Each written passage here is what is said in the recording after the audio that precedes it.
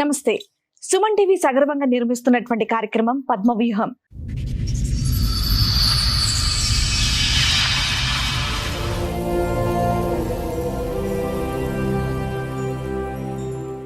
మరి ఈ కార్యక్రమాన్ని సమర్పిస్తున్నారు 6JVR జమలాపురం వారి రత్నాంజలి. మీ అదృష్టాన్ని మార్చుకోవడం ఇప్పుడు కల కాదు, 6JVR తో సాధ్యం. ఏంటమ్మా సమస్య? Love marriage madam. మీకు లవ్ మ్యారేజ్ ఎన్నేళ్ల క్రితం? 15 ఏళ్ళు అవుతుంది మేడం. అయినాక బాబు 3 సంవత్సరాల తర్వాత బాబు పుట్టిండు. 3 సంవత్సరాల తర్వాత బాబు పుడితే డెలివరీ అయింది. ఆ బాబు మగపిల్లాడు పుట్టిందని హాస్పిటల్ని గొడవలు స్టార్ట్ చేసిండు.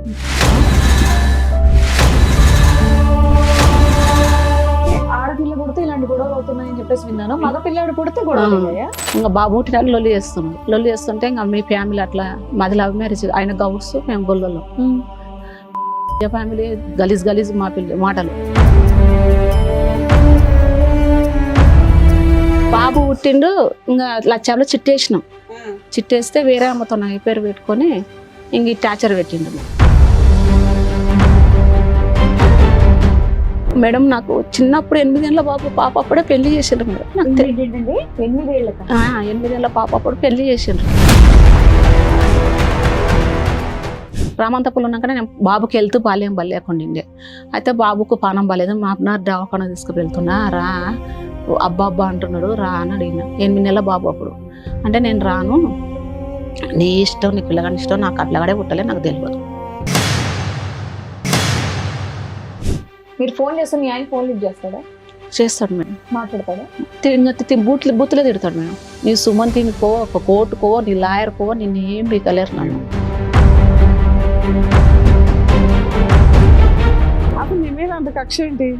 ఏమో మేడం. ఒక్కసారి మధ్యలో 7 సంవత్సరాల తర్వాత నైట్ పూట అర్ధరాత్రిలో కోర్టుకి ఎక్కినని అర్ధరాత్రిలో వచ్చిండు. వచ్చి 1 గంటలకు వచ్చి తలుపులను రాయి తీసుకొని పళ్ళగొట్టి గొంతు పట్టనికి వచ్చి తనం చేసుకుని నేనేం సుఖపల్లిస్తాను. మేస్త్రిలో పనిపోయినా, ఇంట్లో పనిపోయినా.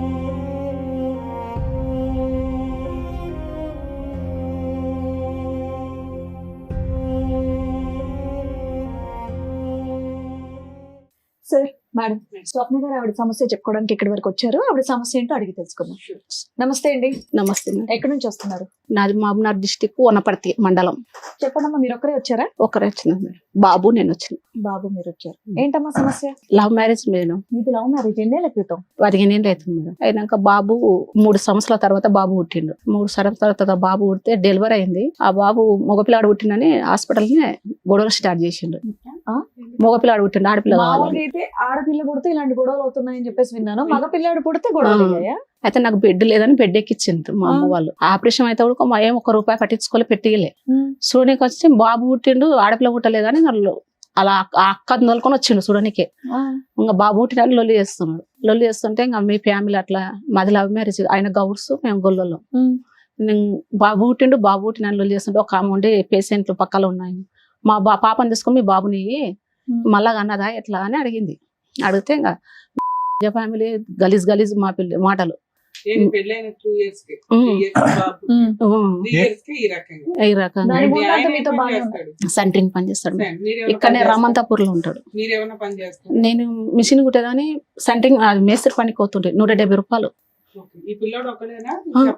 ఒక్కడే బాబు, ఒక బాబే. 8 నెలల బాబు అప్పుడు ఇంకా వదిలేసి. సరేమ్మా, 3 ఏళ్ల తర్వాత కదా బాబు పుట్టారన్నారు. 3 ఏళ్ల వరకు మీరు బానే ఉన్నారు, మంచిగా చూసుకున్నారు. ఏమన్నా బాబు పుట్టిండు. ఇంకా లచ్చాలో చిట్టేసినాం. చిట్టేస్తే వేరే అమ్మతో నా పేరు పెట్టుకొని ఇంక ఈ టార్చర్ పెట్టిండు. ఎప్పుడు పెట్టుకున్నాడు? మీరు కడుపుతో ఉన్నప్పుడు? కడుపుతో అంటే డెలివరీ పోయినా 14 రోజులకే మళ్ళీ ఆపరేషన్ అయింది. బాబు పుట్టినాక 14 రోజులకే నేను మా అమ్మ వాళ్ళ ఇల్లు కూలిపోయింది. మట్టి మిద్దే. అమ్మకు 2 ఆడపిల్లలు, నాన్నకి 2 భార్యలు. ఆయనకు మా తొలత భార్యకు 3 మొగోళ్ళు, 2 ఆడపిల్లలు. అన్నోళ్ళు మారన్నోళ్ళు. అమ్మకు మేము 2 ఆడపిల్లలం. ఇంకా నేను ఇట్లా ప్రేమించి పెళ్లి చేసుకున్నాను. అన్నోళ్ళు పట్టించుకోరు మేడం, ఎవరు పట్టించుకోరు మేడం. ఇంకా మా అక్క వాళ్ళు ఇల్లు కూలిపోయి అక్కను ఊలిచ్చినాం. ఇంట్లో వాళ్ళని ఒప్పించి ఒప్పించి ఏం చేసుకోలేదు. ఒప్పించి చేసుకోలేదు, ఇంట్లో నుంచి వెళ్ళిపోయి చేసుకున్నాం. చేసుకున్నాం. ఇంకా మేడం నాకు చిన్నప్పుడు 8 ఏళ్ళ బాబు పాప అప్పుడే పెళ్లి చేసిండ్రు మేడం. పెళ్లి చేస్తే చిన్నప్పుడు 8 ఏళ్ళ పాప అప్పుడు పెళ్లి చేసిండ్రు. భార్య భర్తలు చేస్తే నాకు 8 ఏళ్ల 8 ఏళ్ళ పాప అప్పుడు పెళ్లి చేసిండ్రు. మీకు మాకు చేస్తే నాకు అప్పుడు పెళ్లి అంటే తెలియదు. 8 ఏం తెలుస్తుందిలేండి, నాకు వినడానికే కొత్తగా విచిత్రంగా ఉంది. అయితే తెలియకపోతే వాళ్ళ భార్య భర్తలు చేస్తే నాకు భయం అయింది. నాకు తెలియదు, నేను వద్దమ్మా అని వదిలేసుకున్నాక నేను ఇంటికి దగ్గర ఇడిచిపెట్టిన 3 ఏళ్ల తర్వాత పెద్ద మనిషి అయినా మేడం. 3 ఏళ్ళన్నరకు పెద్ద మనిషి అయినాక మిషన్ నేర్చుకున్నా. అమ్మ దగ్గర ఉండే కూలి పని చేస్తుంటే అప్పుడు ఎంత 25 రూపాయల కూలి. మీకు 8 ఏళ్ళు వయసు. పెళ్లి చేసిన వ్యక్తికి ఎంత? మీ భర్తకి ఫస్ట్ భర్తకి ఎంత ఉంటుందని తెలియదు మేడం. సుమారు పెద్దడా చిన్నడా? పెద్ద ఆయన్నే, నాకన్నా పెద్ద ఆయన్నే. ఎంతమంది అమ్మా మీరు తోబుట్టువులు? ఎంతమంది మీరు? తోపుట్టులో 2 సార్. ఎందుకు తల్లిదండ్రులు మిగతా వాళ్ళకి కూడా 8 సంవత్సరాలకు పెళ్లి చేశారా? నీకు ఒక్కదానికి 8 చేశారా? అంటే అప్పుడు కాలంలో చేస్తుంటారు సార్ అందరికి. అబ్బో, ఎంతకాలం అయిందమ్మా ఇప్పుడు మీ అది వయసు? మాది 16, 17 ఏ ఊరు మీది? Mahabubnagar district madam. సరే, చేద్దామా? 30 ఏళ్ళు ఉంటుంది సార్ మేడం పెళ్లి. 30 ఏళ్ళ కింద చేసిండ్రు నాకు. అవునులే, నీ వయసు అప్పుడు 30 ఏళ్ల క్రితం. Story madam. అమ్మ, ఇంకొకటి తర్వాత ఎలా అమ్మా మీ పరిచయం ఎలాగా? లవ్ స్టోరీ అని అంటున్నారు కదా, మీరు కూడా సెంట్రింగ్ పని దగ్గరికి వెళ్ళేవారా? లేదు సార్, మేము చిన్నగుంటపల్లెలో నేను మిషన్ కుట్టుకునేదాన్ని. ఓకే. అయితే అతను అలా కళ్ళు తయారు చేసేది. వాళ్ళ అన్న ఉంటాడు చిన్నగుంటపల్లెలో. అట్లా లవ్ స్టోరీ తెలిసి. సరే, మొదటి పెళ్లి ఏమైందా? కళ్ళు అమ్మగారు love story. చెప్తున్నావు కదా, చెప్పు మళ్ళీ. చిన్నప్పుడే ఇంకా ఆడ పెళ్లికి చేసుకున్న ఒక 15 రోజులు కూడా కొనలేదు సార్.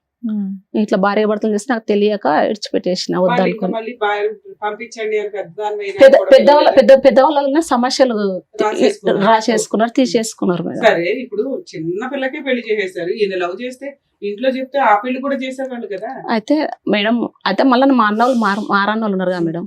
నాకు పెళ్ళే వద్దు, నాకు చిన్నప్పుడే పెళ్లి చేసిన, నాకు వద్దని మరసంగా ఉన్నా.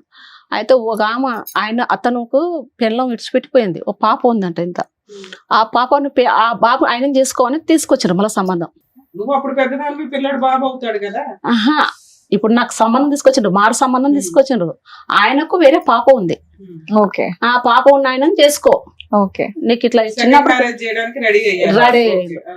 అయితే నేనేంటంటే మా అమ్మ వచ్చే పిల్ల మీద ఉంది, నేను పోయి చేసుకొని నేను జీవితం నాశనం చేసుకోవాలా వద్దనుకొని ఇతను లవ్ చేసి ఈయన చేసుకున్నాను.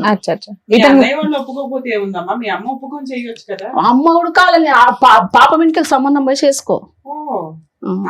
మీ అమ్మగారు లాగా రెండో భర్త ఉన్న పిల్లలు ఉన్న అతన్ని చేసుకో అంటే నీ పెట్టిన గర్వమే, నీకు బిడ్డ ఎందుకు చేసుకోదు అని.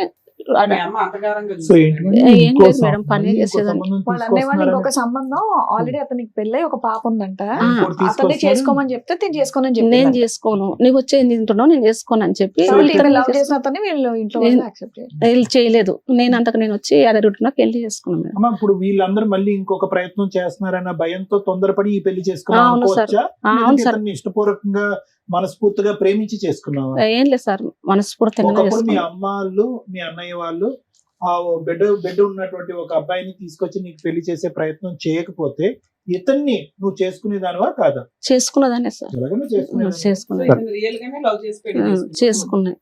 అప్పుడు మీ వయసు ఎంత ఉండొచ్చు? అప్పుడు ఉండింటది మేడం, 20 దాటింటది. ఓకే. ఇంకా అక్కడ ఎదురుటిన పెళ్లి చేసుకొని ఇక్కడ రమంతాపూర్ లోనే వెంకరెడ్డి నగర్ లో ఉన్నాం మేడం. అమ్మ, ఇంకొక క్లారిటీ అమ్మ, బాబు పుట్టినందుకు అనేది అక్కడ అతకట్లేదు. బాబు పుట్టినందుకు కాదు, అతను వేరే వ్యవహారం నడిపిస్తున్నాడు కాబట్టి నువ్వు గర్భవతిగా ఉన్నప్పుడే అతను వేరే ఒక వేరే వ్యవహారం ఉండింటది కానీ నాకు తెలియదు సార్, అసలు చూడలే. నువ్వు తెలియదు కానీ బాబు పుట్టినందుకు అతను నిన్ను వదిలి వెళ్ళిపోయాడు అనేది కాదు.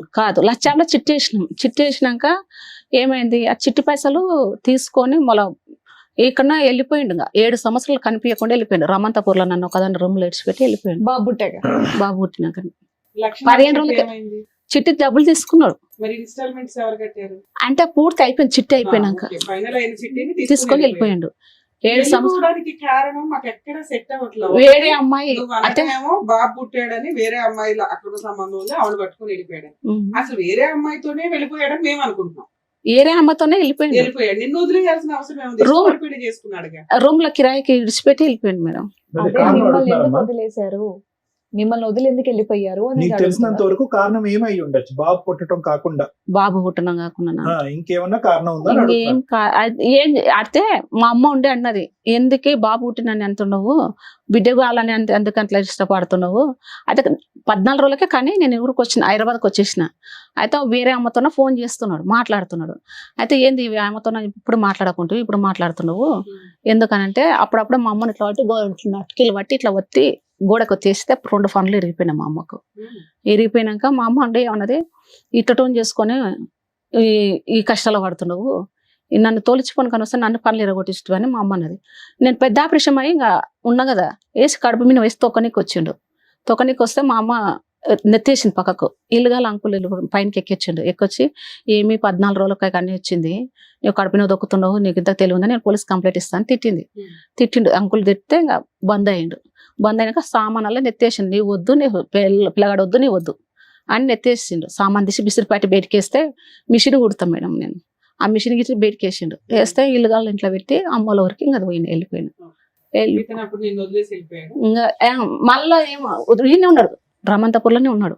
రామంతపూర్లో ఉన్నాక నేను బాబుకి వెళ్తూ బాల్యం బలేకుండే. అయితే బాబుకు పానం బాలేదు, మా అబ్బాయి దవాఖాన తీసుకువెళ్తున్నా, రా అబ్బా అంటున్నాడు, రా అని అడిగిన. 8 నెలల బాబు అప్పుడు. అంటే నేను రాను, నీ ఇష్టం, నీ పిల్లగాని ఇష్టం, నాకు ఆ పిల్లగాడే పుట్టలే, నాకు తెలియదు, నాకు ఆ పిల్లగాడే పుట్టలే అని ఇంకా స్టార్ట్ చేసిండు.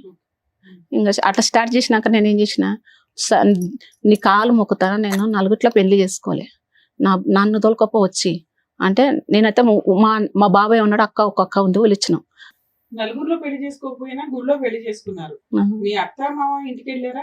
అత్త మామ ఎప్పుడైనా తోలుకపోయిండు కానీ అదే ఊళ్ళో అది ఆధార్ కార్డులో దిగుతారు కదా మేడం, తోలుకపోయిండు. వాళ్ళ పెద్దమ్మల ఇంటికి తోలుకపోయిండు. వాళ్ళ పెద్దమ్మల ఇంటికి తోలుకపోతే ఆధార్ కార్డు దించేది మొన్న ఉన్నది, ఈ రోజు దిగలేదు అని అంటే మళ్ళీ తోలుకొని వచ్చిండు. అత్త మామల ఇంటికి తోలుకపోయిండు కానీ వాళ్ళు లేరు. బావుల కాడికి బాచిలక కాడికి వెళ్ళిపోయిండ్రు.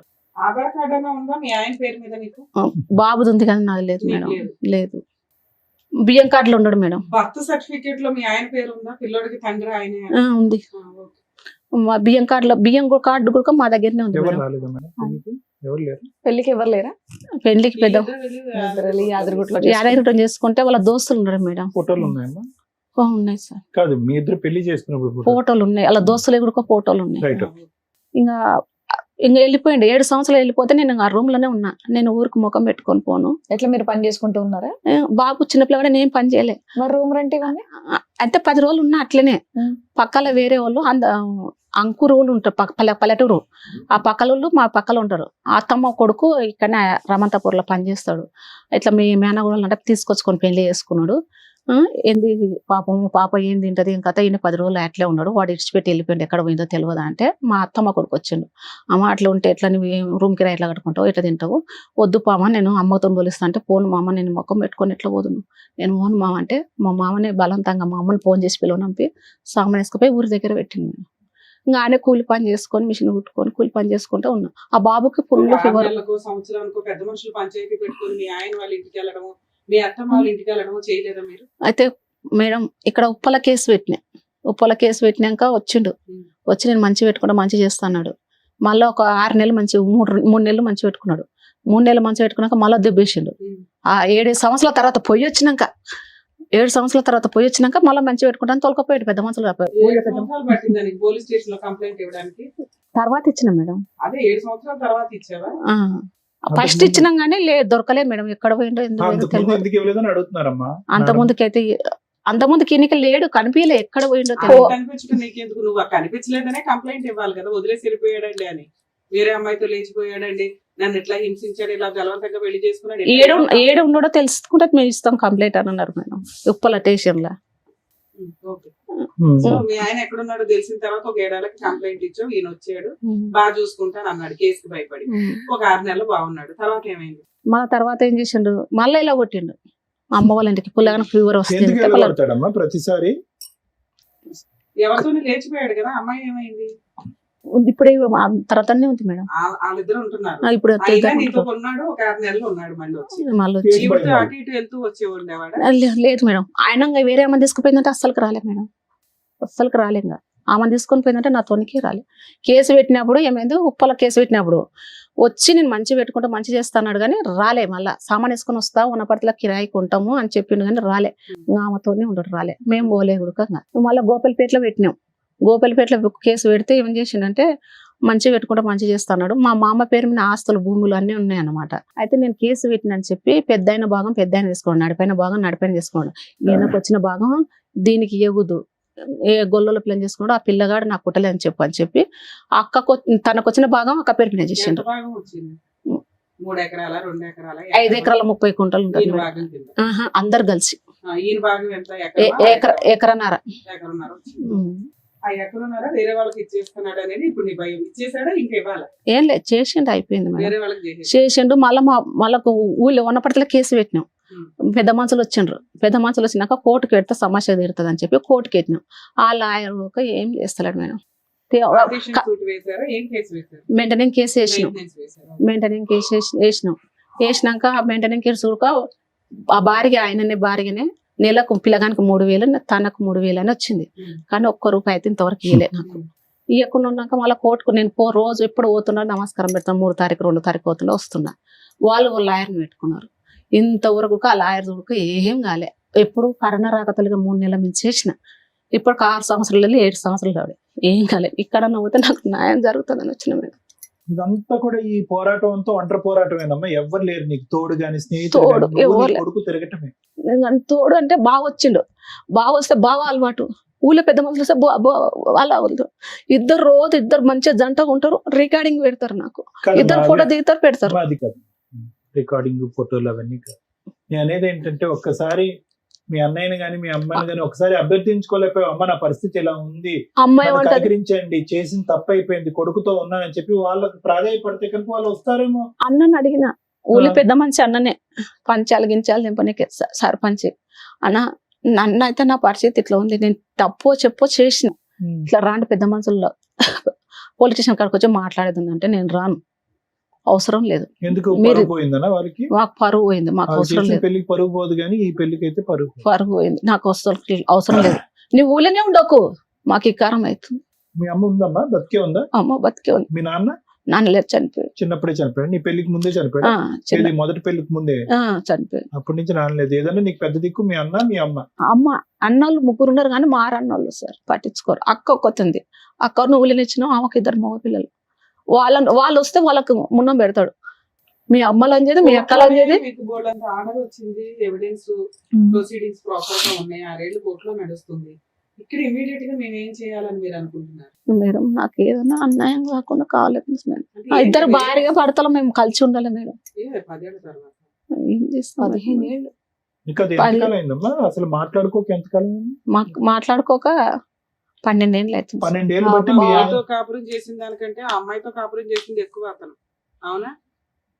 అవునా? వేరే ఆవిడతో ఉన్నాడు అప్పటి నుంచి. ఇంకేమన్నా కోరుకుంటున్నారమ్మా మీరు? ఏదన్నా భార్య భర్తలో మేము కలిసి ఉండాలి. నా బాబుకి తండ్రి కావాలని ఉంది సార్. కానీ సూర్యుడు అటు ఉదయించి ఇటు అస్తమించేసాడమ్మా. అంత లేట్ అయింది, 12 సంవత్సరాలు అయింది. అప్పటి ఉంటేనే నేను ఇక్కడ ఇచ్చిన మేడం, ఇవ్వాలని ప్రయత్నిస్తున్నాను. ఎట్లా ఇవ్వాలో తెలియదు, నాకు చదువుకోలేదు కదా మేడం. మీరే ఏమైనా న్యాయం చేయాలని వచ్చిన మేడం. ఇప్పుడు మీ ఏజ్ ఎంత అండి? 37 ఉంటుంది. 37. బాబుకి ఎంతమ్మా వయసు? ఇప్పుడు 12 నడుస్తుంది సార్. చదువుకుంటున్నాడా బాబు? చదువుతున్నాడు. అంటే న్యాయం అంటే ఇప్పుడు రకరకాల న్యాయాలమ్మా. ఇప్పుడు మీరు వెళ్ళని చోట అయితే ఏది లేదు. పోలీస్ స్టేషన్కి వెళ్ళారు, కోర్టుకి వెళ్ళారు, అన్ని వెళ్ళారు. 12 సంవత్సరాలు వెయిట్ చేశారు. అండ్ నాకున్న ఆలోచన అనుమానం ఏంటంటే అతను మీ దగ్గరికి ఎందుకు రావాలి? మీరు అతను ఎక్కడున్నాడో అక్కడికి వెళ్ళడానికి అవకాశం లేదా? తెలియదు ఎక్కడుంటాడో. ప్రతిసారి ఊరు ఇల్లు అన్ని మార్చుకుంటూ పోతూ ఉంటాడా? మార్చుతుంటాడు, ఉంటుంటాడు. మేము వస్తున్నాం అనే వరకు ఎక్కడ తాళాలు వేసి వెళ్ళిపోతున్నాడు. అతనికైనా తెలుస్తుంది. చెప్ప పట్టుకుంటూ వెళ్తే ఏమవుతుంది సార్? అక్కడ రమంతాపూర్ లో ఉండడం కదా సార్. మేము ఇన్ని దినాలు అక్కడ 5 ఏళ్ళు ఉన్నాం కదా సార్. అక్కడ మేము మీ స్వప్నం వస్తుంది అనే వరకు రూమ్ తాళం వేస్తాడు, వెళ్ళిపోతాడు. ఇప్పుడు ఉంచుకుని ఆవిడతో ఉంటున్నాడు అతను? ఆమెకు భర్త చనిపోయింది మేడం. 2 మగ, ఒక కొడుకు, ఒక బిడ్డ. ఆ భర్త చనిపోయిన దగ్గర ఉంటున్నాడా లేదా మేడం అడిగారు. ఆమెతో తెలుసు మేడం. పోతాం కదా మేడం నేను. ఇప్పుడు పక్కలో ఎవరైనా ఫోన్ నేను పోతున్నాను, మీ స్వప్నం వచ్చిందన్న వరకు ఎక్కడ మాయమవుతున్నాడు. ఆ తాళాలు వేస్తాడు, ఎక్కడ ఉంటాడు. వాళ్ళ పిల్లలు హాస్టల్ వేసిండ్రు మేడం. పెద్దగా ఉన్నారు పిల్లలు. పాప పెద్ద మనిషి అయింది, బాబు పెద్ద. మామ ఉన్నాడు కానీ అత్త లేదు. అడిగిన మేడం, నువ్వు మా తమ్మునే చేసుకోలేదు, నీవెవరో మాకు తెలియదు. ఓహో. మీరు ఫోన్ చేస్తే మీ ఆయన ఫోన్ లిఫ్ట్ చేస్తాడా? చేస్తాడు మేడం. మాట్లాడతాడా? బూతులే తిడతాడు మేడం. నీ సుమంతినికో, ఒక కోర్టుకో, నీ లాయర్కో నిన్ను ఏం బీకలేరు నన్ను. ఇవే రికార్డింగ్లు పెడతాడు మేడం. ఇప్పుడు ఏంటి, మీకు ప్రాపర్టీ కావాలా లేదంటే ఏమో దగ్గర ఉంటాడు.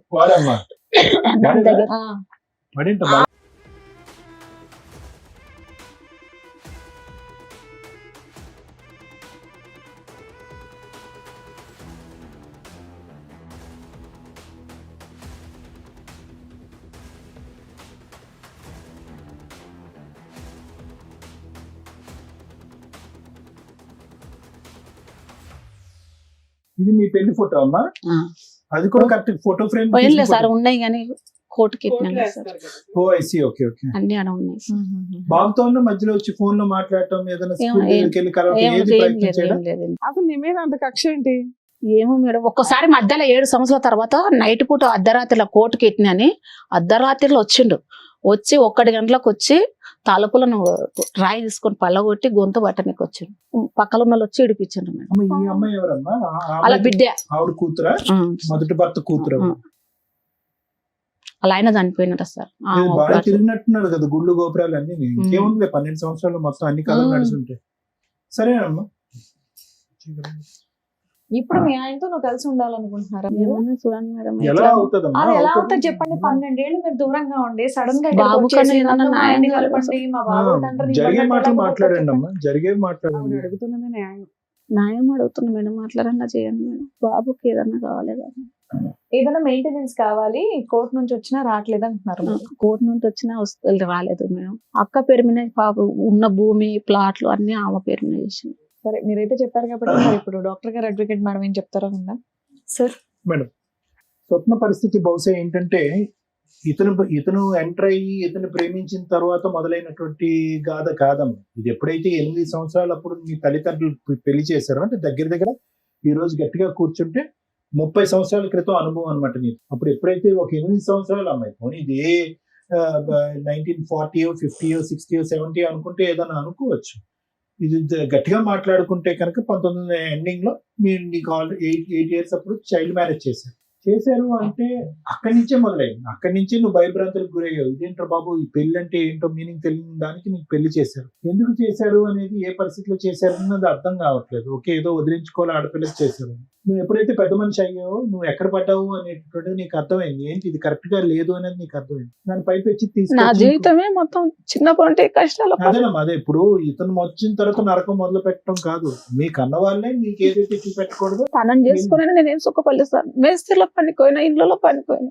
అనేది ఏంటంటేనమ్మా, అక్కడి నుంచి మొదలైనటువంటి ప్రయాణం ఇతను కొనసాగింది. ఇప్పుడు అతనికి ఉన్నటువంటి బలము, నీకున్న బలహీనత ఏంటంటే, ఏముందిలే ఈ అమ్మాయికి ఇంకొక ఏ ప్రపంచం ఉంది, ఏ సపోర్ట్ ఉంది, వెనక ఎవరు లేరు, ముందు లేరు, కొట్టినా అడిగినటువంటి వాళ్ళు ఏమీ లేరు. కొద్ది గొప్ప ఏదో కేసు పెడితే వస్తున్నాడు, తూతూ మంత్రంగా 2 రోజులు ఉంటున్నాడు, మళ్ళీ ఆవిడ దగ్గరికి వెళ్ళిపోతున్నాడు.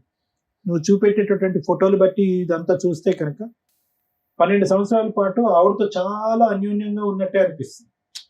మరి ఎందుకు ప్రేమించినటువంటి నిన్ను ఎందుకు కాదనుకున్నాడు? పోనీ అంటే నేను మాట్లాడచ్చో మాట్లాడకూడదు, ఇది నాకు తెలియదు. కానీ నీకు మించినటువంటి, ఏ విధంగా చూసినా నీకు మించినటువంటి గొప్ప గుణాలు, క్వాలిటీస్ ఆవిడలో నాకు ఏమీ కనిపించట్లేదు. చూస్తే కొంతవరకు మైండ్ రీడింగ్ అనేది చేయగలము, వ్యక్తిపరంగా ఎలా ఉన్నారో చెప్తాను. ప్లస్ ఒక అమ్మాయి ఒక అబ్బాయి ఆవిడ. ఇతను కన్నటువంటి బిడ్డని ఇతను ప్రేమించి పెళ్లి చేసుకున్నటువంటి ఒక అమ్మాయిని వదిలేసి ఆ దిక్కుని ఎందుకు పోయాడు అనేటటువంటిది ఈ రోజు తెలియనటువంటి ఒక క్వశ్చన్ మార్క్ ఈ వేదిక మీద ఉంది. అంటే ఎక్కడికి వచ్చింది అతనికి ఇంత దమ్ము ధైర్యం? ఒకటి మనకి తెలియనటువంటి అంశం, ఏ కారణం చేత నిన్ను వదిలేశాడు అనేది ఇంకా తెలియట్లేదమ్మా, ఇంకా క్లారిటీ లేదు. నువ్వు చెప్పిన దాన్ని బట్టి, నువ్వు చెప్పినటువంటి దాంట్లోనే 3 వర్జన్స్ ఉన్నాయి. ఒకటి ఒక అమ్మాయి తగులుకుంది అనేది ఒకటి చెప్పారు. రెండోది ఏంటంటే ఎవరూ నమ్మశక్యంగా అనిపించినటువంటిది అబ్బాయి పుట్టాడు కాబట్టి వెళ్ళిపోయాడు అని అన్నాను. సో మనకు అటు సైడ్ తెలీదు. ఎటొచ్చి ఏంటంటే ఫైనల్ గా ఇప్పుడు ఏం జరిగింది అంటే కనుక అతను బలం ఏంటి, నీ బలహీనత ఏంటంటే కనుక నీ బలహీనత ఒక్కటేనమ్మా. అప్పుడు పెళ్లి చేసి నీకు దగ్గరుండి పెళ్లి చేసినటువంటి వాళ్ళు కూడా నీకు సరైనటువంటి సంబంధం తీసుకురాలేదు. తర్వాత ఒక బిడ్డనున్నటువంటి ఒక తండ్రిని తీసుకొచ్చి మళ్ళీ పెళ్లి చేయబోయారు. దానికి భయభ్రాంతులు గురయ్యి, అమ్మో ఈ అరేంజ్డ్ మ్యారేజ్లతో ఇదేం తంత్ర దేవుడా అని చెప్పి నేను లవ్ చేసినటువంటి వ్యక్తిని, నీకున్నటువంటి కొద్దిపాటి బ్రెయిన్, అప్పుడు నీ వయసు ఎంత ఉంటుందమ్మా? ఇప్పుడు నీకు 37 అంటే కనుక 16 సంవత్సరాల క్రితం, అప్పుడు కూడా పెద్ద వయసు ఏమీ కాదు. భయభ్రాంతులకు గురయ్యి, అమ్మో వద్దులే ఇతను ఏదో ఐ లవ్ యూ అంటున్నాడు కాబట్టి ఇతనితో పాటు నా ప్రయాణం కొనసాగిపోతుంది అని చెప్పి సెకండ్ అసెస్మెంట్ తీసుకోకుండా, అసలు ఈ వ్యక్తి ఎవరు, ఎలాంటి వాడు అనేటటువంటి తెలుసుకోకుండా ఒక ప్రయాణం అయితే మొదలుపెట్టాం. ఆ ప్రయాణం ఎంత భయంకరమైనటువంటి ప్రయాణం అంటే కనుక, నీకున్నటువంటి కొద్దిగా సన్నపాటి తాడు లాంటి ఉండేటటువంటి ఒక సపోర్టు మీ అమ్మ మీ అన్నయ్య. ఓకే, వాళ్ళు ముందుకొచ్చి చేసినటువంటి పెళ్లి తప్పైనా కూడా వాళ్ళు కూడా వద్దు అనుకుని ఒక పరాయి వ్యక్తిని నమ్ముకుని ముందుకెళ్ళిపోయాను. అక్కడితో వాళ్ళతో తెగదింపులు అయిపోయింది. సో ఈరోజు గట్టిగా మాట్లాడుకుంటే ఏం చేస్తావు? నీ పోరాటం ఏదైతే ఉందో, ఏదో అక్కడ ఒక పోలీస్ కంప్లైంట్, ఇక్కడ ఏదో ఒక లాయర్ కంప్లైంట్, ఇవి చేసేవే కానీ దీంట్లో క్రమ పద్ధతి అనేది లేదు. ఒక పద్ధతి ప్రకారం వెళ్ళి కంటిన్యూస్ గా కన్సిస్టెంట్ గా ప్రతిరోజు, ప్రతి నెల, ప్రతి సంవత్సరం చేసినటువంటి పోరాటం ఇక్కడ కనిపించట్లేదు. నీ బలహీనత వాళ్ళ బలం ఏంటి? నీకు సపోర్ట్ లేకపోవటం, నీకు సపోర్ట్ లేదు అనే ఆలోచనతో వాళ్ళు దర్జాగా వాళ్ళు బహిరంగంగా ఉండటం, నువ్వు ఫోన్ చేసినప్పుడల్లా నేను నానా బూతులు తిట్టి నేను భయపెట్టడం. ఈ పోరాటం ఎందుకు లేదు అంటే కనుక నీకు చెప్పే వాళ్ళు ఎవరు లేరు. అమ్మ ఈ కేసు అయ్యమ్మా, ఈ విధంగా అయ్యమ్మా, ఈ కేసు ఇక్కడితో వదిలేయద్దు, అప్పుడే చేతులు ఎత్తేయద్దు అని చెప్పి. ఇప్పుడు ఏమైంది? ఇక్కడ కూర్చోపెట్టి నిన్న లాయర్ మేడం అడిగితే ఏం కావాలమ్మా, నువ్వు ఏం కోరుకుని వచ్చావు, ఏం కోరుకుంటున్నావు కూడా నీకు అర్థం కావట్లేదు. ఎందుకంటే ఈ పోరాటం అంతా కూడా శూన్యంలోకి వెళ్ళిపోయింది. 12 సంవత్సరాల పాటు ఒక చీకటిలోకి వెళ్ళిపోయింది, ఒక శూన్యంలోకి వెళ్ళిపోయింది. నీ మనసు ఏం కోరుకుంటుందో నీకు తెలియదు. అంటే ఆస్తిపరమైనటువంటిదా, ఆర్థిక పరమైనదా, కొడుకు భవిష్యత్తు, మెయింటెనెన్స్, కానీ అవన్నీ ఏం అడగకుండా ఫైనల్ గా ఫస్ట్ ఏమంటున్నావు, నా మొగుడు నాకు కావాలన్నాడు. ఎందుకు వస్తాడు అలాంటి మొగుడు? ఎన్ని రోజులు ఉంటాడు? వస్తే కనుక నిన్ను ఏం వదిలేస్తాడు? నిన్ను చావగొట్టకుండా ఇంట్లోంచి బయటకు వెళ్తాడు. సో అడగవలసినటువంటిది అడగటం బెటర్, జరిగేటటువంటి జరగటం బెటర్. ఎందుకంటే అతను వస్తే కనుక నీకు, నీ కొడుక్కి ఇంకా అశాంతి, అసంతోషమే కానీ లాభం అంటూ ఏమీ ఉండదు. ఇది జాగ్రత్తగా గుర్తుపెట్టుకొస్తాం. సో ఇక్కడ జరిగింది ఏంటంటే, ఎవరు లేదు, మా అన్నయ్య కూడా మాట్లాడట్లేదు, మా అమ్మగారు కూడా నన్ను దూరం చేశారు అని అంటున్నారు. అమ్మ ఎందుకు దూరం చేసిందో మనకు అర్థం కావట్లేదు. అన్నయ్య ఎందుకు దూరం పెట్టాడు, ముగ్గురు అన్నయ్యలు ఎందుకు దూరం పెట్టారన్నది అర్థం కావట్లేదు. ప్రేమించి పెళ్లి చేసుకున్నటువంటి భర్త నువ్వు వద్దు అనుకుని నీకంటే తక్కువ లెవెల్లో ఉన్నటువంటి అమ్మాయి దగ్గరికి వెళ్ళిపోయి ఎందుకు 12 సంవత్సరాల పాటు సాఫీగా కాపురం చేస్తున్నాడో అర్థం కావట్లేదు. సో ఇక్కడ ఏదో ఒక తెలియనటువంటి అంశం ఉంది. ఆ తెలియనటువంటి అంశం ఎవరు క్లారిటీ ఇస్తారనేది మనకైతే తెలియదు. కానీ నువ్వు చెప్పేటటువంటి దాంట్లో వాస్తవం ఉందని మేము నమ్ముతున్నాం, నువ్వు చూపెట్టినటువంటి ఆధారాలు మేము నమ్ముతున్నాం. కాబట్టి ఇక నీకు, నీ కొడుక్కి న్యాయం జరగాలి అంటే కనుక సరైనటువంటి మార్గంలో వెళ్ళి పోరాటం చేయవలసినటువంటి అవసరం ఉందమ్మా. అది ముఖ్యమైనటువంటి అంశం. ఈ వేదిక వచ్చి ఏం పోరాటం చేయదు. ఇక్కడ ఏంటంటే ఓన్లీ గైడెన్స్ ఇస్తాం. అమ్మ ఇలా చెయ్యమ్మా, ఇక్కడ వదిలేయద్దమ్మా, ఇలా ఫైట్ చేయమని. ఒకటి, అతను నాకు కావాలి అనేటటువంటి వాదన వద్దు, వేస్ట్. ఇక్కడ వద్దు, ఎక్కడ వద్దు. ఒకటే ఏంటంటే, తండ్రి ఉన్నా తండ్రి లేనటువంటి పెరుగుతున్నటువంటి మీ అబ్బాయి ఉన్నాడు చూడు, వాడి ఇక్కడ లేకపోయినా కూడా వాడి గురించి ఆలోచిస్తుంటే చాలా బాధగా ఉంది. నేను చెప్పేది ఏంటంటే, వాడి హక్కుల గురించి పోరాడు, వాడి హక్కుల గురించి పోరాడు. నీకు కావలసినటువంటి ఆర్థిక పరమైనటువంటి, న్యాయపరమైనటువంటి ఏమైనా సపోర్ట్ వస్తే దాని గురించి పోరాడు. ఆ పోరాటం అనేది ఎలా జరగాలి అనేది మేడం చెప్తారు. ఎందుకంటే నీకంటూ మేము ఫోన్ చేసి చెప్పి సపోర్ట్ తీసుకునే వాళ్ళు ఎవరు లేరు. కాబట్టి ఆ విధంగా ముందుకెళ్తే కనుక కొంతవరకు నీకు న్యాయం జరుగుతుంది. Thank you sir. Madam, Suman టీవీకి మనం హ్యాట్స్ ఆఫ్ చెప్పాలి. ఎందుకంటే 1 స్టెప్ సెంటర్ అని అంటారు. వీళ్ళందరినీ ఇక్కడికి వస్తున్న వాళ్ళని చూస్తుంటే నాకు చాలా షాక్ అవుతుంది. గవర్నమెంట్, జ్యుడిషియరీ సిస్టము కొన్ని లక్షలు, కోట్లు ఖర్చు పెట్టి లీగల్ సెల్ అథారిటీస్, లోక్ అదాలత్లు, ఉమెన్స్ పోలీస్ స్టేషన్స్ ఇన్ని పెడుతున్నారు. అయినా కూడా వాళ్ళు అక్కడికి వెళ్ళటానికి ఒకటి బలగం సరిపోవటం లేదని, ఫ్యామిలీ మెంబర్స్ లేరని, సంవత్సరాల తరబడి కోర్టుల్లో పడుతుందని, ఇమ్మీడియట్ న్యాయం జరగదని సగం మంది వెళ్ళలేకపోతున్నారు. వెళ్ళగలిగే వాళ్ళు త్రూ అడ్వకేట్ ద్వారా వెళ్లాల్సిన పరిస్థితి వస్తుంది. ఫైనాన్షియల్గా అడ్వకేట్లను పెట్టుకోలేని పరిస్థితులు. ఫ్రీ సర్వీసులు ఉన్నాయి అని మనం గొంతు పెట్టి చెప్పుకోవడమే తప్ప జ్యుడిషియరీ నుంచి అంత ప్రాపర్ ఇది లేదు. ఒకవేళ అది చెప్తున్నా వీళ్ళకి అది తెలియటల్లా. ఆ లాంగ్వేజ్, ఆ ఇది కూడా అలా ఉండడం వల్ల ఓహో ఇది లోక్ అదాలత్, ఈ కోర్టులో మేము ఎక్కడికి వెళ్ళాలా అనేది వాళ్ళకి ప్రాపర్ అడ్వర్టైజ్మెంట్ నడవట్లా. ఈ ఛానల్స్ వల్ల ఎలా ఉంది అంటే వీళ్ళకి ఇమ్మీడియట్ గా ఓ పలానా చోట రమ్య గారు ఉన్నారు, సార్ ఉన్నారు, మేడం ఉన్నారు, అక్కడికి వెళ్తే అవతల పిలిపిస్తారు, ఎవిడెన్స్ గ్యాదర్ చేసేస్తారు, వాళ్ళని పిలిపించి ఇక్కడ కూర్చోబెట్టి ఇమ్మీడియట్ గా సెటిల్ చేస్తారు, ప్రాబ్లమ్ సాల్వ్ చేస్తారు అనేది. నిజంగా అలా నమ్ముతున్న వాళ్ళందరికీ థ్యాంక్స్ అండి. మా వంతు ప్రయత్నం మేము 100% చేస్తున్నాం. కానీ అన్ని సందర్భాల్లోనూ అన్ని ఇలా మా చేతుల్లో అయిపోవు. కోర్టులోనే 5-6 years పడుతున్న కేసులు. ఇన్ కేస్ ఈవిడ మమ్మల్ని నమ్ముకొని వచ్చింది. వాళ్ళ హస్బెండ్కి ఫోన్ చేస్తే ఆయన రాలా. ఇన్ కేస్ ఆయన వస్తే మేము ఆయనకి కౌన్సిలింగ్ ఇవ్వడం, కోర్టులో ఇంకొంతకాలం తిరగకుండా ఆపగలిగేవాళ్ళం. తల్లి మీరు అడిగింది ఏదైతే ఉందో అది 100% మేము ఈ స్టేజ్ మీద చేయగలిగేవాళ్ళం. కానీ మీ హస్బెండ్ ఫోన్ తీసుకొని రెస్పాండ్ అవ్వాల, మేము కోర్టులోనే చూసుకుంటామని మాట్లాడిన వ్యక్తి ఎందుకు కోర్టులోనే చూసుకుంటాను అన్నాడంటే, కోర్టులో 6 years నుంచి కేసు పెండింగ్ ఉంది. ఒక మెయింటెనెన్స్ కేసు మీరు ఏదైతే వేశారో, మీరు నన్ను 2 అడిగారు, మేడం నాకు భర్త, పిల్లాడికి తండ్రి కావాలి, 2 న్యాయం కావాలి అని. న్యాయం ఏంటనేది తర్వాత మాట్లాడతా. ఫస్ట్ మాట ఏంటి? భర్త కావాలి. ఈ కేసులో భర్తని ఇవ్వడం కుదురుతుందా? మీకే తెలుసు, మీ మనస్సాక్షికి. ఏదో పరువు పోకూడదు, అడగకపోతే బాగుండదని అడిగినట్టే ఉంది తప్ప రియల్గా అది కరెక్ట్ కదా. ఎందుకంటే 3 years మ్యారిటల్ రిలేషన్లో 12 years వేరే ఆవిడ దగ్గర ఉన్నాడు, ఎవరికో పుట్టిన పిల్లల్ని బాగా చూసుకుంటున్నాడు. సొంత కొడుకుని చూడట్లా. అంటే మీ మధ్య ఇన్నర్ గా ఏది ఉందో ఆ పాయింట్ మాకు క్యాచ్ అవ్వాలి. మీరు చెప్పిన రీజన్ మగపిల్లడు పుట్టాడు కాబట్టి వదిలేసామని భూ ప్రపంచంలో ఏ మగాడు ఏ కుటుంబం అన్నారు. ఆడపిల్ల పుట్టిందని వదిలేసే బ్యాచ్లు విన్నాము. సరే వరుసగా మగపిల్లలే పుడుతుంటే అబ్బా మగపిల్లలేనా అని అంటారే తప్ప మగపిల్లడు పుట్టాడు కాబట్టి ఈ అమ్మాయి నాకు వద్దు అనే సీన్ ఉండదు మేడం. Recording madam. అది వంక వినండి, అది కరెక్ట్ కాదు. మిమ్మల్ని వదిలేయడానికి ఇంకేవో రీజన్స్ ఉన్నాయి, అది మీ ఆయనతో మాట్లాడితే తెలుస్తుంది. కానీ మీరు వినిపించిన ఆ రికార్డులు ఆ బూతులు విని చెవులు పగిలిపోయాడు డడ్డ అన్నాయి. అయ్యో బాబా మా వల్ల కదా, అసలు మేము వింటే కూడా మా ఆడియన్స్ యాక్సెప్ట్ చేయరు. మీరే ఇంత పర్ఫెక్ట్ ఉంటారు, ఆ బూతులు మీరు వినటం అవసరమా? సో కాబట్టి అందుకని మేము వినలేదమ్మా. ఆయనతో మాట్లాడాలి అన్నా కూడా ఏ బూతులు పంచాయతీ మాట్లాడతాడో మా గుడ్ విల్ డ్యామేజ్ చేసుకున్నట్టు లెక్క. నీ పవర్ ఏంటో నీకు తెలియజేస్తా, నీ హక్కులు ఏంటో నీకు తెలియజేస్తా. ఎందుకంటే మీకు కొంచెం బూస్టప్ కావాలి, మీకు ధైర్యం కావాలి.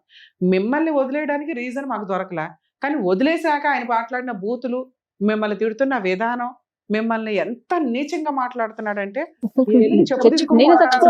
మేడం అసలు అవి ఎక్కువగా ఉన్నాయి. అప్పుడు అవి ఎంటర్టైన్ చేయకూడదు. మీరు ఎందుకు వినాలి ఆ బూతులు? ఆయన సక్సెస్ అవుతున్నాడు కదా అమ్మ. రికార్డింగే నీ ఫోన్కి ఎందుకు రావాలి? బ్లాక్ చేయడం నీకు తెలియదా? ఎందుకు వినాలా? ఎందుకంటే ఆయన మీద నువ్వు వేసిన కేసులు రెండే. ఒకటి పోలీస్ స్టేషన్ కంప్లైంట్ ఇచ్చావు, అది నడుస్తుంది, నీకు అది ఫ్రీ సర్వీస్. సగం వరకు పోలీసులు ఉంటారు, మిగతా సగం పబ్లిక్ ప్రాసిక్యూటర్ ఉంటారు. నువ్వు ఒక అడ్వకేట్ని పెట్టుకుని వేసిన case maintenance case. DVC case వేసావా? గృహహింస చట్టం 3 కేసులు వేసావు. మెయింటెనెన్స్ కేసు వేసిన భూమి గురించి పిల్లగానికి మా తాతల ఆస్తి కావాలని అసలు యాక్చువల్ గా డొమెస్టిక్ వైలెన్స్ కేసు ఏదైతే ఉందో ఆ డివిసి కేసులోనే ఇవన్నీ కలిపి వేసుకోవచ్చు. కోర్టు చుట్టూ తిరిగి ఆస్తికి వస్తుంది. అసలు వాళ్ళకు డబ్బులు ఉన్నాయి, మాకు డబ్బులు లేవు మేడం. వేయనికే వాళ్ళకి లంచాలు ఇవ్వనికే తిరిగి పోవాలి, నమస్కారం చేయాలి, రావాలి, పోవాలి, నమస్కారం చేయాలి. ఒక్కనాడు వాళ్ళ నిలవని చిన్నళ్ళు గారు సార్ మేడం మస్తు తిరిగి రెస్కోవచ్చు పోతుంది. ఒక్కదానే తిరగాలి, పోరాటం. బాబుకి వెళ్తే బాగుండదు, ఆ బాబు కొడుకు మనకి ఇన్ని రాళ్ళు వచ్చినాయి, వేరేనే వాసింది. నువ్వు ఇప్పుడు పనికి వెళ్తున్నావు అమ్మా? పనికి వెళ్తా. సరే అదే మేడం చెప్తున్నారు మార్గం వినండి మేడం. ఒకప్పుడు గ్రామ పెద్దలు ఉండేవాళ్ళు ఆ ఏరియాకి ప్రాబ్లమ్స్ సాల్వ్ చేయడానికి, ఆ రచ్చబండ్లను ఏమని వాళ్ళు మ్యానిపులేషన్స్ ఎక్కువ అవడం వల్ల తర్వాత కోర్టుల దాకా రావడం అనేది కామన్. కోర్టులో ఈ రోజున మీ ఒక్కల కేసే కాదమ్మా, ఏ కేసు ఫైల్ చేసినా కూడా minimum 3 to 5 years family matters నడుస్తాయని గుర్తు పెట్టుకోండి దయచేసి. ఎందుకంటే కేసు వేసింది మీరు, మీకే ఓపిక లేకపోతే అవతలోడు వేయించుకున్న వాడికి టెన్షన్ ఉంటుంది కదా తల్లి. మీరేమనుకుంటారంటే అతను కోర్టుకు రావట్లేదు, నేనే తిరుగుతున్నాను, నేనే ఇది చేస్తున్నానని. నెలకి 6,000 మీకు ఎప్పటి నుంచి ఆర్డర్ చేశారో తెలుసా? కేసు వేసిన దగ్గర నుంచి. ఒకప్పుడు మెయింటెనెన్స్లు అంటే ఒక 10 ఏళ్ళు నడిపించేసి 10 ఏళ్ల తర్వాత నుంచి ఆర్డర్ అయితే 10 ఏళ్ల ఫైటింగ్ వేస్ట్ కదా. సుప్రీంకోర్టు జడ్జిమెంట్స్ చాలా వచ్చినాయి. Maintenance from the filing of the petition and directions ఉంటాయి. అంటే మీరు 2019లో ఎంసీ కేసు వేశారు మెయింటెనెన్స్, మీకు అప్పటి నుంచి 6,000 చొప్పున క్యాలిక్యులేషన్. మీకు అర్థమవుతుందా?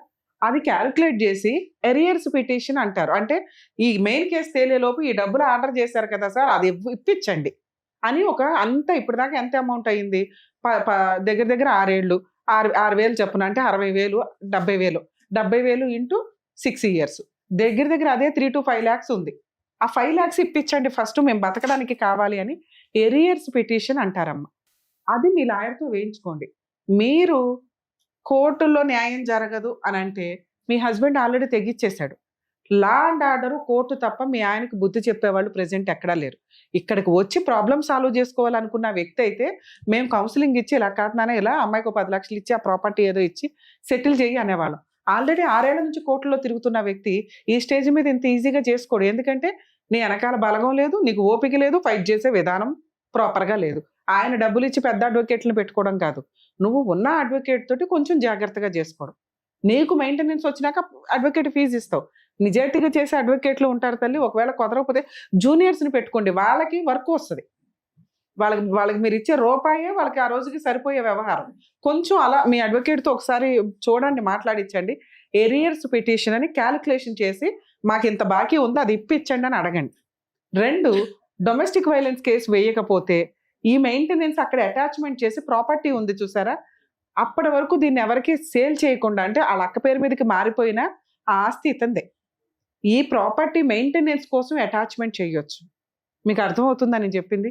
మీ అబ్బాయి కోసం కాదు నేను అంటున్నది, ప్రాపర్టీ మెయింటెనెన్స్ కోసం అటాచ్మెంట్ చేయొచ్చు. నెక్స్ట్ అది వారసత్వ ఆస్తి అంటే మీ అత్తగారిదో మామగారిదో అయ్యి మామగారి స్వార్జితం అయితే ఆయన బతుకుంటే మీ అబ్బాయి అడగడానికి కుదరదు. ఆయన ఇష్టం, ఆయన ఎవరికి పంచుకుంటాడు, కొడుకులకు పంచుకున్నాడు, కొడుకు ఇంకొకరికి ఇచ్చేశాడు. అర్థమవుతుంది? అసలు కొడుకు పేరు మీదకి రాలా, మీ ఆయన పేరు మీదకి రాలా ఆస్తి. అదే వాళ్ళ నాన్న దగ్గర నుంచి ఉంటే, అంటే మీ అబ్బాయి వాళ్ళ తాత వాళ్ళ నాన్నదైతే మీ అబ్బాయికి పార్టీషన్ సూట్లో వస్తుంది. అదంతా లిటిగేషన్ ఎందుకు? నేను ఇంకా ఈజీ ప్రాసెస్ ఏం చెప్తున్నా, మెయింటెనెన్స్ కడతాడా, జైలుకి వెళ్తాడా? మీ ఆయన జైలుకి వెళ్ళే టైం ఇది. నువ్వు జైలుకి పంపించడం పోయి టెన్షన్ పడుతున్నావు. సముద్రం అంతా ఇది లాస్ట్ మినిట్లో టెన్షన్ పడిపోతున్నావు. హ్యాపీగా నువ్వు ఒడ్డుకొచ్చి కూర్చొని కాలు మీద కాలు వేసుకుని ఒక సింహాసనం కొనుక్కునే టైం ఇది. మెయింటెనెన్స్ ఆర్డర్ అయిపోయింది. దాన్ని వసూలు చేసుకుంటావా, జైలుకి పంపిస్తావా? నువ్వు ఎప్పుడైతే ఎరియర్స్ పిటిషన్ వేస్తావో బాకీ వసూలు చేయడానికి, ఆటోమేటిక్గా మీ హస్బెండ్ సెటిల్మెంట్కి వస్తాడు. వచ్చినంత తీసుకొని సెటిల్ చేసుకోండి. ఎందుకంటే 12 ఏళ్ల సపరేషన్లో నాకు అది కావాలి, షేర్ కావాలి, ఎంత కావాలంటే వర్కౌట్ అవ్వదు. నువ్వు ఇంకో 10 ఏళ్ళు నడిచినా వాడు బుల్లెట్కి కూడా దొరకడు. జైలుకి వెళ్ళి కూర్చుంటానంటే మనకి ఎక్కడి నుంచి వస్తాయి డబ్బులు? రీజనబుల్ సెటిల్మెంట్కి కూర్చోండి. 100% ఇది వర్కౌట్ అవుతుంది. నీకు మెయింటెనెన్స్ ఆర్డర్ అయింది, ఆ డబ్బులు తేలే వరకు ప్రాపర్టీ అటాచ్మెంట్ పెట్టండి. మీ ఆడబడుచు వాళ్ళు ఎవరైతే ఉన్నారో ఆ ప్రాపర్టీ ఎవరికి అమ్మడం కుదరదు. అది వెనక్కి వసూలు చేస్తారు కోర్టు వాళ్ళు. మీకు కొంచెం ఈ పోరాటాలు తల్లి టైం పడుతుంది. ఒకవేళ మీరు కేసు వేయకుండా ఉండి మీ హస్బెండ్కి ఇంకా మీరు పోలీస్ స్టేషన్కి వెళ్తే భయపడ్డాడు చూసారా, ఆ టైం అనుకోండి మనం జుట్టు పట్టి ఈడ్చుకొచ్చని ఏదో సెటిల్మెంట్ చేసేవాళ్ళం. అతను సెటిల్ చేసుకోవాలని అనుకుంటాడు, కానీ కోర్టులో ఖర్చులు పెట్టేశాడు, కోర్టుల చుట్టూ తిరుగుతున్నాడు, నువ్వేమీ చేయలేకపోతున్నావని తెలిసిపోతుంది అతనికి. దానివల్ల అతను ఇక్కడికి రాలా. ఇక్కడికి వస్తే మేము మాట్లాడి సెటిల్ చేసేవాళ్ళం. ఇప్పుడు నీకున్న ఆప్షన్, మీరు ఆ ఇంటీరియర్ మెయింటెనెన్స్ ఏదైతే ఆర్డర్ అయిందో ఎరియర్స్ పిటిషన్ వేయండి, ప్రాపర్టీ అటాచ్మెంట్ చేయండి. ఎరియర్స్ పిటిషన్ డబ్బులు కట్టకపోతే పోలీసులు అరెస్ట్ చేయమని కోర్టు డైరెక్షన్ ఇస్తుంది. ఎప్పుడైతే మీకు ఆర్డర్ వస్తుందో, వస్తే డబ్బులు వస్తే లేదా అరెస్ట్ అవుతాడు. ఈ రెండిట్లో ఏది జరిగినా నీకు మంచి రిజల్ట్ వస్తుంది. నువ్వు న్యాయం అని అడిగావు చూసావా, మీ కేసులో ఫైనాన్షియల్ సెటిల్మెంటే న్యాయం. నువ్వు ఎప్పుడైతే అరెస్ట్ చేయిస్తావు మళ్ళీ అప్పుడు నెత్తి మీదకి ఎక్కువ కూర్చోకుండా ఆ ప్రాపర్టీయే కావాలి, ఇదే కావాలని అనకండి. ఎందుకంటే అతను మిమ్మల్ని చీ అంటున్నాడు పక్కన. మనం ఎంత వసూలు చేసుకోగలమో చేసుకొని ప్రశాంతంగా ఉండడమే, ఇంతే ఈ జీవితానికి. దీనికోసం ఓసారి పెళ్లి చేసుకున్నాడు కాబట్టి వాడే జీవితం మొత్తం పోషించాలంటే ఆడు ఆల్రెడీ వేరే వాళ్ళు పోషిస్తున్నాడు, వాడి పాపని ఆడు ఎట్లాగో పోతాడు. మీరు ఈ టెన్షన్స్ తోటే జీవితాలు స్పాయిల్ చేసుకోవద్దని నా ఉద్దేశం. పెళ్లి చేసుకున్నది పిల్లలు కనింది కోట్ల చుట్టూ తిరిగి అక్కడి నుంచే వసూలు చేయాలని అనుకోవడం కాదు. అర్థమవుతుంది? వీడికి అసార్జితం ఏమీ లేదు ఇంది. ఇక్కడ ఉన్నంతలో అవి వసూలు చేసుకోవడానికి చూడండి. ఏంటి అర్థమైంది కదా ఏం చేయాలనేది. మేబీ మీరు లీగల్ సపోర్ట్ కోసం మేబీ వచ్చి ఉండొచ్చండి. ఒకవేళ అతను పిలిచి సెటిల్ చేయడం ఒకటి, లేదా రమ్య గారు ఏమైనా సర్వీస్లోకి వస్తారా అక్కడికని. మీరు చెప్పే వనపర్తి దాకా ఇక్కడ నుంచి రావడం కుదరదండి. మీ అడ్వకేట్ ఆల్రెడీ మీకు ఒక రిజల్ట్ చూపించారు. దాన్ని ఇప్పుడు నేను చెప్పిన ఎరియర్స్ పిటిషన్ గవర్నమెంట్ లాయర్లు ఉడుకున్నారన్నారు మేడం. అయితే నాకు ఈ లాయర్ ఏమంటాడు, మా లాయర్ ఏమంటాడు, ఈ మొత్తానికి తీసేసుకో, ఓకే నాకు చేత కాదు ఏం కాదు. అయితే గవర్నమెంట్ లాయర్ కేసుకున్నారు. గవర్నమెంట్ లాయర్ని అడిగిన, నువ్వు అక్కడ పెట్టినావు ఇక్కడ మేము తీసుకో అంటున్నారు. ఎక్కడ పెట్టారు? అదే లాయర్ కి పెట్టినా కదా మేడం, గవర్నమెంట్ లాయర్. నీకు అది చెప్తా. ఒకవేళ మీకు గవర్నమెంట్ లాయర్ని పెట్టుకోవాలనుకుంటే ఫస్ట్ మీ అడ్వకేట్ దగ్గర నుంచి ఎన్ఓసి తీసుకోండి వకాలత్ మీద. అది తీసుకున్నాక నెక్స్ట్ డేట్ అయితే ఎప్పుడైతే ఉంటుందో జడ్జి గారికి చెప్పండి, అయ్యా మా అడ్వకేట్ చేసినంత చేశారు, నేను ఫీజులు ఇచ్చుకోలేకపోతున్నా, నాకు గవర్నమెంట్ లాయర్ని పెట్టండి అని. కోర్టు అక్కడున్న వాళ్ళని అపాయింట్ చేస్తారు, కోర్టు వాళ్ళు ఇచ్చుకుంటారు ఫీజు వాళ్ళకి, మీకు ఫ్రీ సర్వీస్ నడుస్తుంది. లీగల్ సెల్ అథారిటీ పర్సన్స్ ఉన్నారమ్మా అక్కడ. మీరు జడ్జి గారిని అడగండి, అపాయింట్ చేస్తారు. ఒకవేళ అలా ఎవరిని అపాయింట్ చేయకపోతే మాకు ఒకసారి ఇన్ఫామ్ చేయండి, మీరు డైరెక్టర్ని కలిస్తే నేను ఆ రిప్రజెంటేటివ్ నెంబర్ మీకు ఫార్వర్డ్ చేయిస్తాను. మీరు జడ్జిని అడగండి, జడ్జి గారు గవర్నమెంట్ లాయర్ని అపాయింట్ చేయకపోతే మాకు ఒకసారి కాంటాక్ట్ అవ్వండి. మీరే చేస్తారని అనుకున్నాం. అదే చెప్తున్నారు కదా, ఆ పద్ధతి చెప్తున్నారు కదా, చేస్తాం. అది మీరు దాని తగ్గట్టుగా వాళ్ళని పిలిచి అన్నదమ్ములను వాళ్ళని పిలిచి ఇక్కడనే ఏమన్నా చేస్తారని అక్కడ తిరిగి నాకైతే బాగా ఇంతసేపు నేనేం ఎక్స్ప్లెయిన్ చేశాను మీకు. 6 ఏళ్ళు ముదిరిపోయిన కేసు ఇక్కడికి వచ్చి 1 డేలో ఎవరు సెటిల్మెంట్ చేసుకోరు. మేము ఫోన్ చేసినా వాళ్ళు రెస్పాండ్ అవ్వాలి, మేము కోర్టులోనే చూసుకుంటాం అన్నారు. అలాంటి వాళ్ళని బెదిరించేసి లాక్కొచ్చి మేము చెయ్యం తల్లి. వాళ్ళకి ఎక్కడ ఏముందంటే ఆమెకు ఎవరు సపోర్ట్ లేరు, ఏం చేసుకుంటూ స్ట్రాంగ్ గా ఉంది, లీగల్ ఆర్డర్ వచ్చింది, ఆర్డర్ ఇంప్లిమెంట్ చేయించుకోండి చాలు. అంటే లాస్ట్ లో ఫ్రూట్ చేతికి వచ్చే టైంకి ఈ అమ్మాయికి వాల్యూ తెలియట్లా. ఏం చేయాలని చెప్పారో అదే చెయ్యండి, సరిపోతుంది. మీకు కావాల్సింది మీకు ఎవరికి అర్థమైందమ్మా, వస్తుంది? మీకు అర్థమైందా? అర్థమైంది. గతాన్ని వదిలేసి ఇప్పుడు ఫ్రెష్ గా మేడం చెప్పినట్టుగా ఆ విధంగా చేయండి. అదే. ఓకేనమ్మా, Thank దయచేసి you. నమస్కారం. ఈ వేదిక నమ్ముకొని వచ్చినటువంటి స్వప్న గారికి ఏం చేయాలో చెప్పినందుకు డాక్టర్ Thank గారు, you, madam. Advocate madam, thank you so much. మరో కథతో మళ్ళీ కలుద్దాం.